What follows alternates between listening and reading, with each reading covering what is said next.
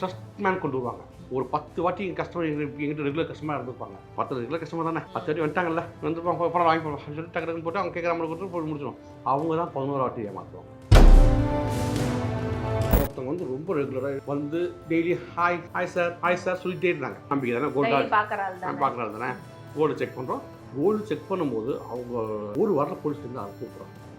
வெளியில் கோலம் போடுறாங்க இல்லையா, அந்த லேடிஸோட செய்தி புரிஞ்சுட்டு போகிறாங்க. அவங்க நாங்கள் வந்து உங்ககிட்ட கொள்ளடிக்கிறதுக்காக உங்கள்கிட்ட பொருளை ஃபுல்லாக நாங்கள் பணம் அபகரிக்கிறதுக்காகவும் நாங்கள் தொழில் நடத்தலை. உங்கள் தேவைக்கு நீங்கள் கோல்டு விற்க வரீங்க, அந்த கோல்டு கண்ணு எப்படி பணமாக தரப்போம். இதுதான் நாங்கள் செய்கிற விஷயங்கிறத தயவு செஞ்சு அதையும் நம்புங்க. நம்ம கொடுக்க போகிற பொருள் சரியான விலை சொல்ல போகிறாங்க. அந்த காப்பரும் மிக்சிங்னா இருக்குது, கல் இருக்குது, அது வந்து நம்ம வாங்கும்போது இருந்த இதுக்கு வந்து நம்ம வாங்கும்போது தங்கத்துக்கு காசு கொடுத்தோம், விற்கும்போது கல்லுக்கு இதுக்கெல்லாம் காசு கொடுக்க மாட்டாங்க அப்படிங்க உணர்ந்து வாங்க. இன்னைக்கு நம்ம கூட ஜிஎன்ஆர் கோல்ட் ட்ரேடர்ஸ் நிறுவனர் என்ஜே பாலாஜி பாண்டியன். வணக்கம் சார். வணக்கம். ஒரு சில பிஸ்னஸ்ல வந்து ஒவ்வொரு விதத்துல ஒவ்வொரு லாஸ் பார்க்குறாங்க சார். இப்போ உங்க பிஸ்னஸ்ல இதுதான் லாஸ், அன்னைய டேட் வந்து ஃபுல்லா ஒரு கஸ்டமரால் லாஸ் ஆயிடுச்சு அப்படின்ற ஒரு விஷயம் இருக்கு இல்லையா? ஸோ எந்த விஷயத்த நீங்க சொல்வீங்க? நிறைய விஷயம் சொல்ல முடியும். எங்களுக்கு வந்து நாங்கள் பொருளை வாங்குவோம், உங்களுக்கு வந்து அந்த பொருள் வந்து ரொம்ப அதிக விலைக்கு போகணுங்கிற மட்டும்தான் உங்களுக்கு காரணம். நீங்கள் வந்து வேற எதுவுமே இல்லை. நீங்கள் கொண்டு வர தங்கம் உலகத்திலே யாருமே செய்யாத தங்கத்தை எங்கள் வீட்டில் நான் செஞ்சு வச்சுருக்கேன். இல்லை மேபி அப்படிதான் கொண்டு போவாங்க. Customer mind set. அப்போ உங்களை நான் வந்து கன்வே பண்ணோம், இந்த கோல்டில் காப்பரும் சில்வர் மிக்ஸ் ஆகிருக்கு, ஆனால் கோல்டு இவ்வளோ தான் இருக்குங்கிறத ஃபஸ்ட் நான் உங்களை நம்ப வைக்கணும். அதை நீங்கள் நான் மொத்தம் நீங்கள் இருக்கும்போது ஒரு பாட்டி வந்தாங்க, வெள்ளியை மொத்தமாக 200 விற்கிறாங்க, எனக்கு அப்படியே கொடுன்னு கேட்குறாங்க. அதுக்கு நான் இவங்ககிட்ட வாங்கினேன், கடையில் போய் வாங்கிக்க வேண்டாம். உங்களுக்கு அந்த 210 ரூபாய்க்கு நான் ஏன் கஸ்டமர்கிட்ட வாங்கணும்? நான் 200 கடையில் போய் கொடுத்துட்டு புதுசாக வாங்கி போயிடலாமே. இது அப்போ அவங்க யோசிக்கணும்ல, ஏன் கடையில் வாங்க முடியல, ஏன் கடையில் விற்கிறாங்க, ஏன் இங்கே விற்கிறோம் அப்படின்னு அவங்க யோசிக்கிறாங்க. அவங்க பெரியவங்க, அவங்ககிட்ட போய் ரொம்ப எக்ஸ்பிளைன் பண்ணிட்டு இருக்க முடியாது. சரி, அதனால சரி ஆர்குமெண்ட் வேணாம் சொல்லி அப்படி ஆஃப் பண்ணிக்கணும். இதே மாதிரி ஒவ்வொரு சூழ்நிலையும் கஸ்டமரை புரிய வைக்கும்போது அவங்கள திருப்திப்படுத்துறதுக்காக நான் கொஞ்சம் இறங்குறோம்ல, அதில் லாஸ் ஆகும். ஓகே. ரெண்டாவது விஷயம், இந்த மாதிரி தவறான பொருட்கள் வரும்போல, அதாவது ட்ரஸ்ட் மேன் கொண்டு வருவாங்க. ஒரு 10 வாட்டி எங்கள் கஸ்டமர் எங்கிட்ட ரெகுலர் கஸ்டமராக இருந்திருப்பாங்க. 11வது வாட்டி அவங்க ஏமாற்ற ட்ரை பண்ணிடுவாங்க. அதில் ஏமாறுவோம். சரி, இவங்க 10 ரெகுலர் கஸ்டமர் தானே, 10 வாட்டி வந்துட்டாங்கல்ல, வந்துருப்பாங்க, பணம் வாங்கி போடுவாங்க சொல்லி டக்குன்னு போட்டு அவங்க கேட்குற மாதிரி கொடுத்து போட்டு முடிச்சிடும். அவங்க தான் 11 வாட்டி ஏமாற்றுவாங்க. ஏமாத்துறாங்கன்னா அதாவது போலி தங்கங்களாக இருக்கலாம், கவரிங்காக இருக்கலாம், அதாவது அவங்களுக்கு சம்மந்தமே இல்லாமல். இப்போ எனக்கு தெரிஞ்சு இந்த எக்ஸ்பீரியன்ஸில் ஒருத்தவங்க வந்து ரொம்ப ரெகுலராக வந்து டெய்லி ஹாய் சார் சொல்லிகிட்டே இருந்தாங்க. எவ்வளோ நாள் சொல்லியிருப்பாங்க? ஒரு 4-5 மாதமாக டெய்லி சொல்லுவாங்க. நம்ம பார்க்கும்போது, சார் எப்படி இருக்கீங்க, நல்லா இருக்கீங்களா சார், சரி சார் கோல்டு ரேட்டு, நீங்கள் என்ன சார் ரேட் இருப்பீங்க அப்படின்னு டெய்லி கேட்டு போவாங்க. திடீர்னு அப்பப்போ வந்து 1 கிராம் 2 கிராம் 3 கிராம் அப்போ சொல்லும் சார், இன்னும் ஒரு 5 பவுன் இருக்குது, 7 பவுன் பேங்க்கில் இருக்குது, நான் திருப்பி வந்து விற்கணும் சார் சொல்லிட்டு போவாங்க. சார் கொண்டு வாங்க. இது 6 மாதம் ட்ராவல் ஆனதுக்கப்புறம் ஒரு நாள் வந்து ஒரு கோல்டு செயினை ஒரு 5 பவுன் 6 பவுன் செயினை கொண்டு வராங்க. கொண்டு வந்துட்டு என்கிட்ட சேல் பண்ண வராங்க. நான் என்ன பண்ணுவோம்? ஒரு நம்பிக்கை தானே, கோல்டு பார்க்குறாரு தானே, கோல்டு செக் பண்ணுறோம். கோல்டு செக் பண்ணும்போது அவங்க 1000 ரூபா மேபி எனக்கு டவுட்டில் இருக்குது. அந்த 1000 ரூபா முடியவே முடியாது, நீ கொடுத்தே ஆகணும், என்ன நீங்கள் இப்படி பண்ணுறீங்க எனக்கு ரேட்டு இவ்வளோ போட்டுன்னு சொல்லி சரி ரெகுலர் கஸ்டமர் அந்த 1000 ரூபாய் கொடுத்துட்டோம், வாங்கி போயிட்டாங்க. ஒரு வாரம் போலீஸ் இருந்து அதை கூப்பிட்றாங்க. அவங்க ஒருத்தவங்க ஒரு ஆளை வச்சு இந்த வெளியில் கோலம் போடுறாங்க இல்லையா, அந்த லேடிஸோட செய்தி புரிஞ்சுட்டு போகிறாங்க அவங்க. இது நாங்கள் எப்படி எடுத்துக்கோம்? பெரிய லாஸ் ஆச்சு. ஆமாம், இந்த மாதிரி விஷயங்கள் எனக்கு வரதான் செய்யும். அதாவது தரத்துலேயும் பார்க்கணும், கஸ்டமர் விஷயத்துலேயும் பார்க்கணும், அன்றைக்கி நடக்கக்கூடிய மார்க்கெட் டிஃப்ரென்ஸ்லையும் பார்க்கணும். கோல்டுடைய அவங்களுடைய கஸ்டமர் திருப்தி பற்றவங்கிற பேரில் நாங்கள் ஒரு விஷயம் செய்கிறோம், எப்படியோ வியாபாரம் நடந்தால் போதுன்ற விஷயத்த ஒரு விஷயம் இறங்குறோம். இந்த மாதிரி விஷயங்களில் கண்டிப்பாக எனக்கு லாஸ் வரதான் செய்யும்.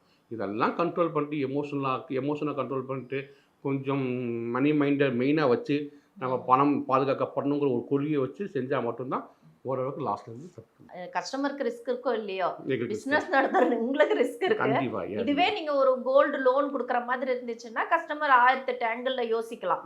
இதை எடுத்துட்டு வந்து கொடுத்துட்டு பணம் வாங்கி எஸ்கேப் ஆயிடுவாங்க. அதுக்கப்புறமா அதை வச்சு நீங்க வந்து சர்வே பண்றதுல தான் இருக்கு. அது பிளஸ் அண்ட் மைனஸ் லீகல் அது இது எல்லாமே. ஸோ ரிஸ்க்ன்றது உங்க சைட்ல தான் இருக்கு. அது எக்ஸ்பீரியன்ஸ் இருந்தால் மட்டும் தான் சர்வே ஆக முடியும். ரைட்டு. இப்போ கஸ்டமர் உள்ளே வராங்க, வரும்போது ஒரு சில பேர் அவங்களத இப்போ நீங்கள் சொன்னீங்க கோல்டு ரேட்டில் என்ன இருக்கோ அதுதான், சில்வர் ரேட்டில் என்ன இருக்கோ அதே தான் கொடுங்க அப்படின்னு. இப்போ உங்கள் சைடில் சொல்கிறீங்க இப்படி வாங்குறதுனா எதுக்குமா உங்ககிட்ட கோல்டு வாங்குறோம், நாங்கள் நீயாவே வாங்கிக்கலாம் அப்படின்ற மாதிரி இருக்குது. இந்த நாலேஜ்லாம் வந்து ஒரு சில விஷயங்களை தெரிஞ்சுட்டு கஸ்டமர் உள்ளே வரணும். உங்ககிட்ட வந்தாங்கன்னா கஸ்டமர் இந்த நாலேஜ் புரிஞ்சுக்குங்க, இதுதான் ஃபேக்ட், இதுதான் பிஸ்னஸ் அப்படின்னு புரிஞ்சுட்டு வரணும் அப்படின்ற ஒரு இருக்கும் இல்லையா, எதிர்பார்ப்பு இருக்கும். இல்லைனா உங்கள் டைமும் வேஸ்ட்டு, அவங்களுடைய டைமும் வேஸ்ட்டு. இப்போ நான் வரும்போது என்ட்ரி கொடுக்கும்போது அந்த வயசானம்மா வந்து பேசுனது டூ மச்சாக இருந்தது.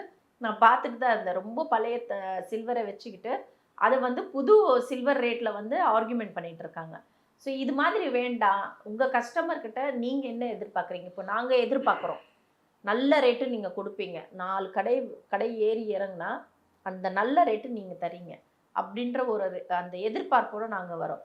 கஸ்டமரோட சைடில் உங்களுக்கு ஒரு எதிர்பார்ப்பு இருக்குல்ல சார், இந்த புரிதலோட வாங்க, பெஸ்ட்டு ரேட் தரேன் அப்படின்றது என்ன எக்ஸ்பிளைன் பண்ண விரும்புகிறீங்க? அதாவது ஒரு இது வந்து நான் கஸ்டமரை பொறுத்த வரைக்கும் எல்லாருக்கிட்டையும் எல்லா விஷயமும் ஒரே மாதிரி இருக்க போகிறது இல்லை, அது உங்களுக்கு தெரியும்.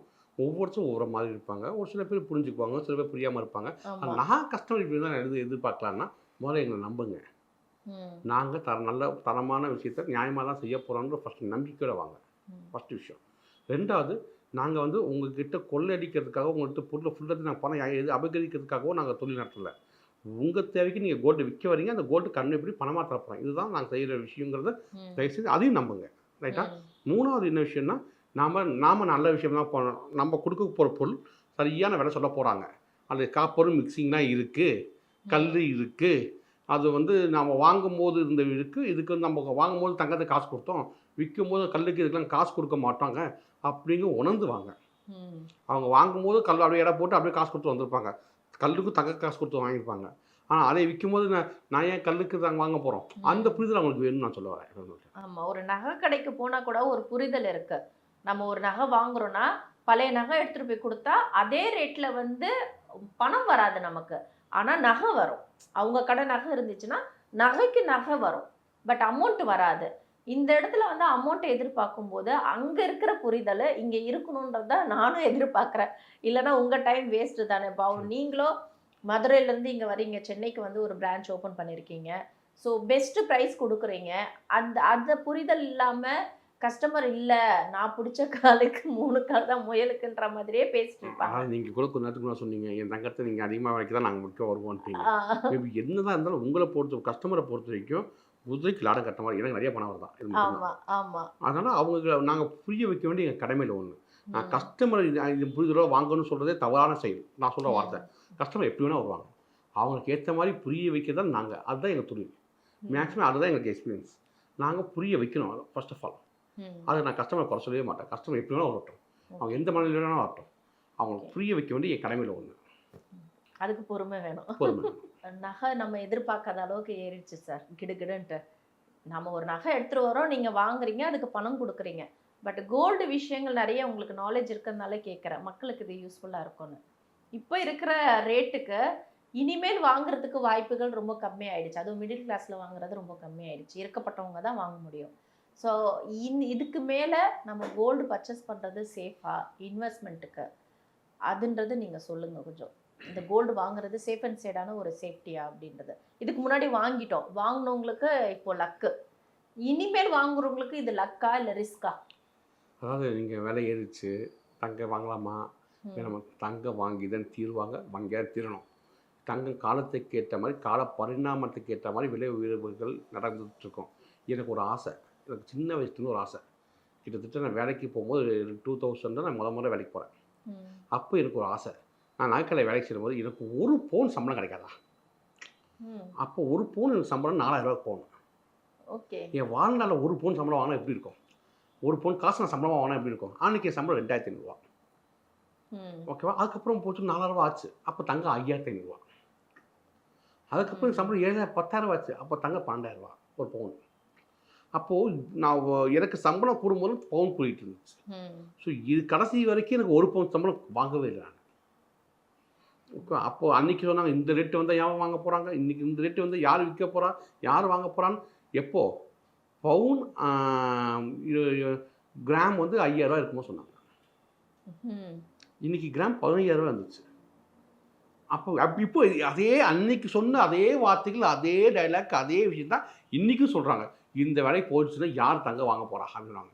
இன்னும் சொல்லுவேன், தங்கம் காலத்துக்கு ஏற்ற மாதிரி அதுவும் மலரும். தங்கம் எல்லாருக்கும் தேவை. தங்கம் எப்போதுமே பாதுகாப்பு. தங்கம் முதலீடு, தேவையான முதலீடு.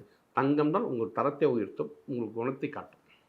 ஓகே, அப்போ சேவிங்ன்ற ஒரு விஷயம் தங்கம் இருக்கிறது பெட்டர், ஒரு நல்ல நல்ல ஒரு விஷயம், நல்ல நினைப்பு விஷயம். தான். ஆனால் அளவாக இருக்கணும். ஒரு முழுக்க தங்கத்தில் இருக்கக்கூடாது. அதான் என்னுடைய ப்ளஸ். ஓகே, அதுதான் அட்வைஸ். வெறும் தங்கம் மட்டுமே சேவிங் நினைக்காம ஒரு பார்ட் ஆஃப் சைடு வந்து ஒரு சேஃப் அண்ட் சைடாக வச்சுக்கோங்க கோல்டோட சேவிங்கை. ஓகே.